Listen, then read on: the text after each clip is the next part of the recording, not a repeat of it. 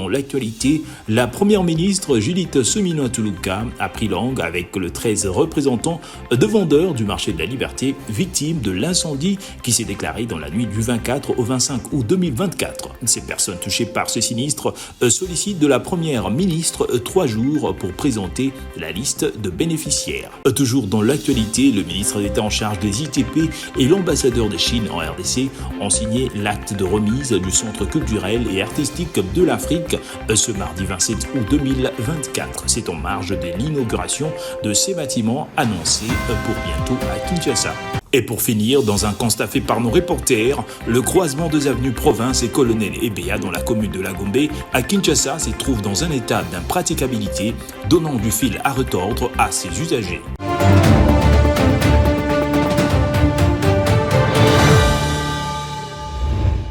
Le président de la République, Félix Tshisekedi, est attendu du 4 au 6 septembre prochain à Pékin, en Chine, pour participer au 9e forum sur la coopération Chine-Afrique, FOCAC, mais aussi un entretien stratégique entre le chef de l'État congolais et son homologue chinois, Xi Jinping, est prévu, marquant un moment clé de cette rencontre internationale. En prélude de ce forum, la ministre d'État, ministre des Affaires étrangères, de la coopération internationale et de la francophonie, Thérèse Kayikwamba-Wagner, s'est entretenue dans le cadre d'une visite à Kinshasa ce lundi 26 août avec l'ambassadeur extraordinaire et plénipotentiaire de la République populaire de Chine en RDC, Zhao Bin, en vue de faire une dernière mise au point sur l'organisation de ce sommet qui place la RDC à l'honneur. Après plusieurs réunions de travail entre les experts des ministères chinois et congolais ainsi que les différents services sectoriels, les deux parties se sont accordées sur tous les aspects de cette rencontre, réaffirmant une volonté commune de renforcer les projets de développement économique au-delà du cadre du FOCAC.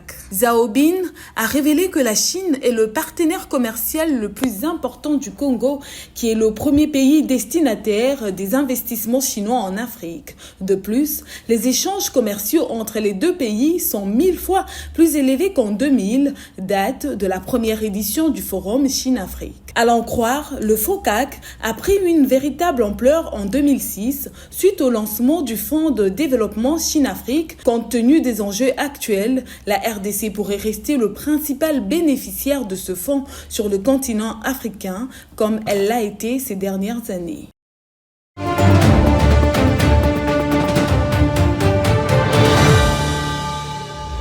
Le président de la République, Félix-Antoine Tshisekedi, a accordé une audience d'adieu à l'ambassadeur de France en RDC, Bruno Auber, à la Cité de l'Union africaine le lundi 26 août 2024. En poste depuis 3 ans, les diplomates français ont profité de cette rencontre pour dresser un bilan positif des relations bilatérales entre la République française et la République démocratique du Congo. Cependant, cet entretien a également été marqué par la discussion d'un incident survenu le 23 août dernier où des diplomates français ont été victimes d'une intrusion violente liée à un conflit foncier. Le chef de l'État a fermement condamné ces actes qui ont conduit même à l'arrestation de hommes en uniforme.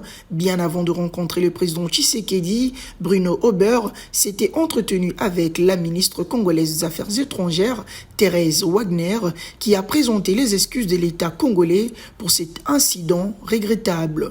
Après les assurances du président de la République, Bruno Auber s'est exprimé en ces termes. Il était important pour moi de voir le président de la République, le chef de l'État, une circonstance un peu particulière pour moi qui est la fin d'une mission de 3 années dans le pays, et donc c'était une manière de venir lui dire au revoir. Nous avons traité de nombreux sujets. Le premier dont nous avons parlé, c'était effectivement le regrettable incident qui a affecté une de nos entreprises diplomatiques pendant il y a 3 jours, vendredi dernier. Nous avions eu l'occasion d'en parler avec Madame la ministre d'État ce matin même, de cet acte regrettable, et nous a assuré que toutes les mesures allaient être prises, et certaines mesures ont déjà été prises pour que ce genre d'événement ne se reproduise pas. À titre de rappel, Bruno Aubert travaille en RDC depuis 2021. Il s'est souvent exprimé sur des sujets d'actualité, notamment la crise sécuritaire dans la partie est du pays. En juillet dernier, il avait condamné au nom de la France la violation de la souveraineté et de l'intégrité territoriale de la RDC par le Rwanda et ses alliés du 1-23 lors des célébrations du 88e anniversaire de la libération de la France.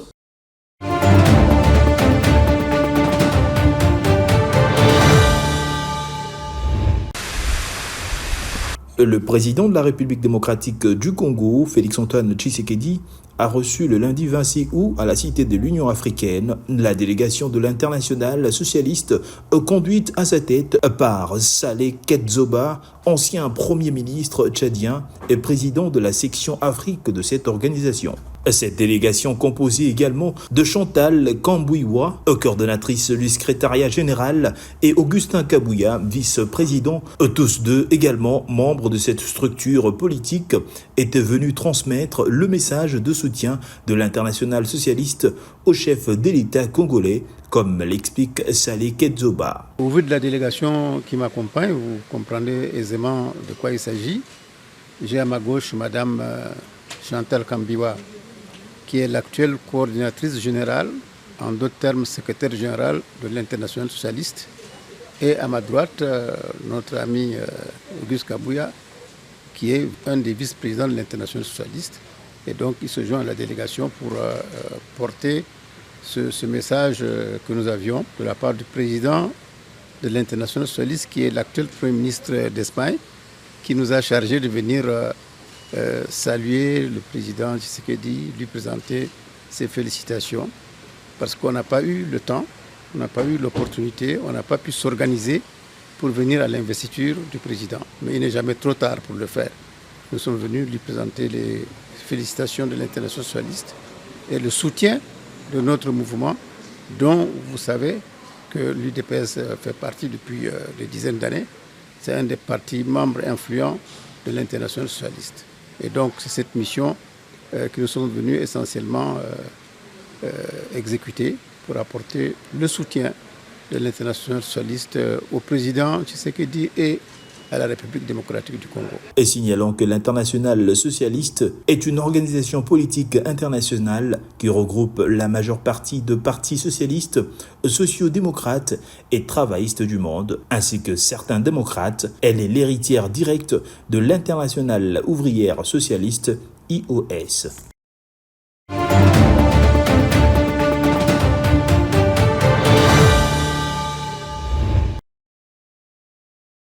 Comme promis, la Première ministre a échangé le lundi 26 août 2024 avec 13 représentants de vendeurs du marché de la Liberté, victimes de l'incendie qui s'est déclaré dans la nuit du 24 au 25 août 2024. Judith Suminwa-Tuluka a choisi les jardins de Premier, ce cadre naturel, pour dialoguer avec cette frange de la masse laborieuse, aujourd'hui en détresse. Après plusieurs heures de discussion, la chef du gouvernement central a décidé de l'octroi en urgence d'une assistance financière aux victimes afin de leur permettre de subvenir aux besoins de leur ménage. Judith Suminwa a également promis de disponibiliser dans un bref délai de fonds pour le redémarrage de leurs activités. La patronne de l'exécutif national a notamment recommandé la mise sur pied d'une commission chargée d'élaborer la liste définitive de tous les sinistrés ayant effectivement perdu leurs biens dans le but de leur donner de fonds de redémarrage afin de relancer leurs négoces. Il faut tous sur la liste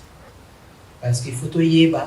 Nani azanani pour dengue pour perdre bino news et bino news tout pour perdre dengue mon côté comme na lobaki ya liposo il faut tout calculer total là dengue to ko pesa na lisungi ya liposo et que ça je pense dengue mon la battu tout de telle manière kaka boko va gérer mikolo dengue bobana ba kozonga classe etc.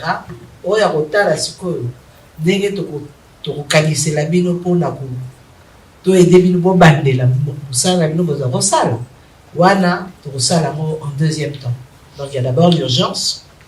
On a besoin des listes.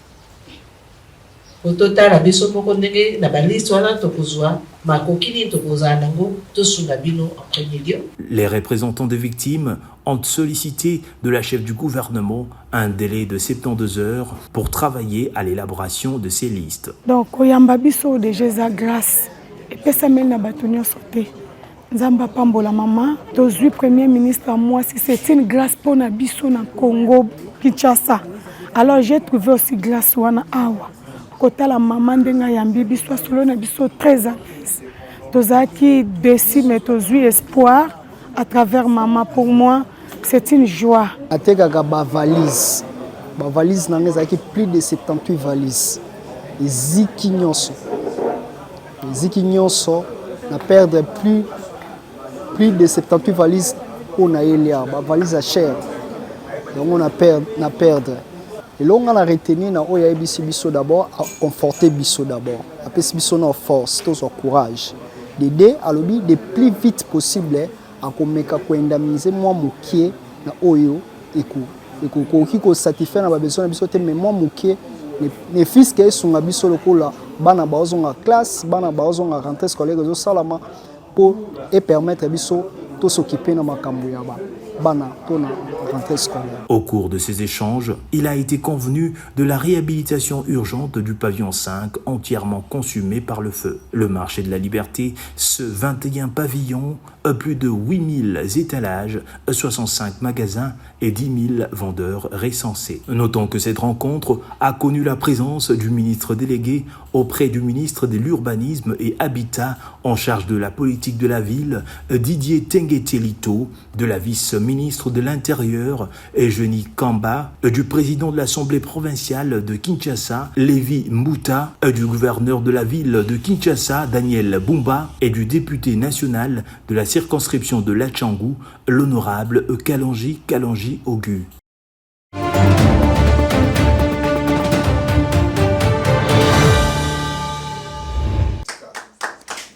La signature de cet acte de remise du Centre culturel et artistique pour l'Afrique centrale est une étape qui marque réellement la fin de travaux de construction de cet édifice dont l'inauguration sera faite très bientôt. L'ambassadeur de Chine au RDC a rencontré à ce sujet le ministre d'État des ITP, Alexis Guissaro-Mouvouni. Occasion pour ce diplomate chinois de louer cette réalisation, fruit de la coopération sino-congolaise. Zhao Bin a loué la qualité des travaux effectués. Ce centre, un beau bâtiment, est la démonstration de la pérennité de l'amitié entre la Chine et le Congo et entre les peuples chinois et congolais. J'ai dit à M. le ministre d'État, et je le répète ici, que nous avons de part et d'autre la même volonté de poursuivre cette coopération fructueuse en profondeur, notamment sous la direction stratégique de nos deux chefs d'État. Donc c'est un très beau bâtiment, bien équipé, ultra-moderne, qui pourrait être bientôt mis au service du peuple congolais. Ce centre culturel, un nouveau chapitre pour l'art en Afrique centrale en général et en République démocratique du Congo en particulier, est érigé à Kinshasa sur le boulevard Triomphal en face du Palais du Peuple et près du stade de Martyrs ainsi que du bâtiment administratif, d'autres des réalisations de la coopération RDC-Chine. Doté des diverses infrastructures modernes dont un centre culturel, un campus de l'INA et un centre d'accueil, ce bijou vise à promouvoir la culture africaine et surtout celle de la RDC.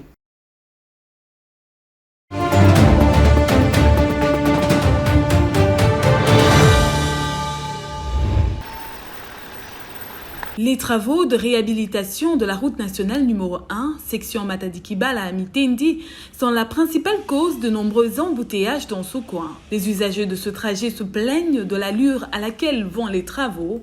À cause de ce trafic, ils sont obligés de rester pendant des heures à bord des taxis. Pour ne pas perdre du temps, certains préfèrent marcher à pied jusqu'à un coin où la route est dégagée.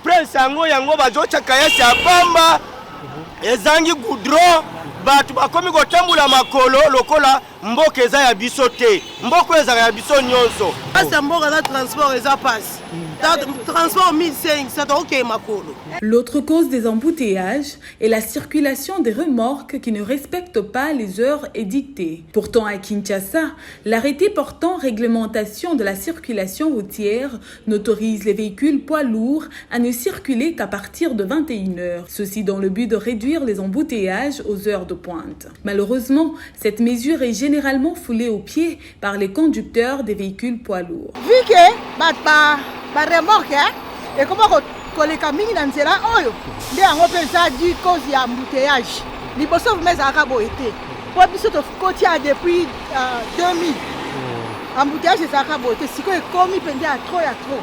Je pense que toza nango na minute oyo nzela embouteillage eleki makasi vite population ekomi makasi donc biso to préférer l'état azwa solution ya kosalela biso nzela patia mvululu ebima mpona baremorke kaka botala de tokomaki depuis 4 heures apatia kasangulu tala aire toza kokoma na bapérissable biloko ezopola biso na banzela donc embouteillage moyen te. Les usagers de cette route demandent aux autorités d'accélérer avec les travaux de réhabilitation avant le retour de la saison de pluie et d'élargir également les routes.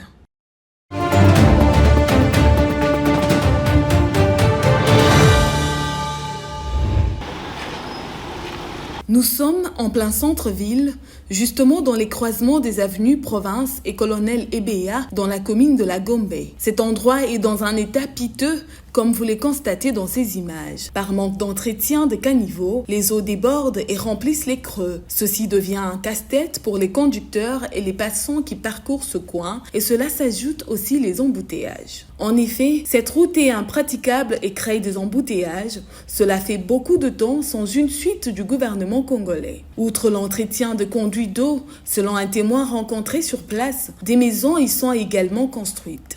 En plus, ça, on a construit là où il ne fallait pas construire. Parce qu'aujourd'hui, on a construit là où il y a des caniveaux. On a construit, on a bétonné des caniveaux. Parce que si on commence tout d'abord à démolir les maisons qu'on a construites sur les caniveaux, parce que dans le temps, il y avait des lots qui quittaient ici jusqu'au fleuve. Aujourd'hui, tous les caniveaux, c'est bétonné. L'eau que vous voyez derrière moi, ce n'est pas un fleuve. Il s'agit bien évidemment des caniveaux dont ceux qui ont construit des maisons n'ont pas respecté les normes qu'il fallait à l'effet de bien canaliser de l'eau pour que cela aille jusqu'au fleuve. Et cela est de la faute de l'État, parce que l'État a beaucoup plus de négligence en ces matières. C'est à peine que vous voyez, ils ont commencé des travaux qui n'aboutiront peut-être à rien parce qu'ils n'ont pas encore prévu comment canaliser cette eau. En principe, ça devait commencer par là. Et par la suite, on vient maintenant arranger les routes. En fait, par manque de suivi des travaux qui avaient déjà commencé sur l'avenue Colonel Ebea dans son tronçon, compris entre les croisements des avenues Démocratie et Colonel Ebea jusqu'à l'avenue Province, présentement stoppés, et cela empêche la fluidité de la circulation.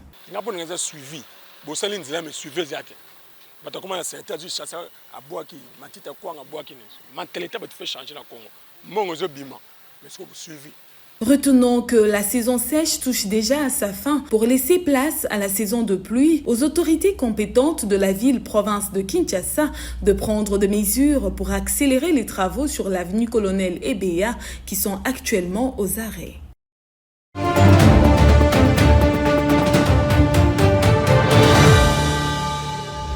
Le ministre de Sport et Loisirs donne le coup d'envoi de la Coupe du Congo de basketball. C'est parti avec la 41e édition du Coupe du Congo de basketball. C'est lundi 26 août au gymnase jumelé du Stade de Martyrs. Le ministre de Sport et Loisirs Didier Boudimbu a officiellement donné le coup d'envoi de cette compétition. Quelques lancers francs malgré la petite maladresse pour lier l'utile à l'agréable.